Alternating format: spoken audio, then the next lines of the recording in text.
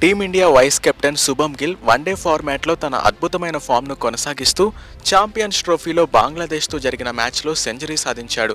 గిల్ సెంచరీతో భారత్ ఈ మ్యాచ్లో 6 వికెట్ల తేడాతో విజయం సాధించి టోర్నీని విజయవంతంగా ప్రారంభించింది. గిల్కు player of the match award లభించింది.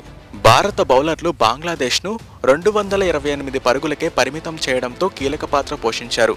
మొహమ్మద్ షమి 5 వికెట్లు పడగొట్టగా హర్షిత్ రాణా 3 వికెట్లు, అక్షర్ పటేల్ 2 వికెట్లు తీసుకున్నారు.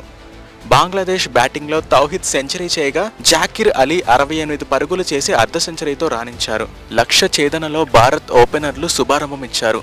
రోహిత్ శర్మ 41 పరుగులు చేసి అవుట్ అయ్యాడు. విరాట్ కోహ్లీ 22 పరుగులు, శ్రేయాస్ అయ్యర్ 15 పరుగులు, అక్షర్ పటేల్ 8 పరుగులు చేసి స్వల్ప స్కోర్లకే వెనుతిరగడంతో భారత్ కాస్త తడబడింది.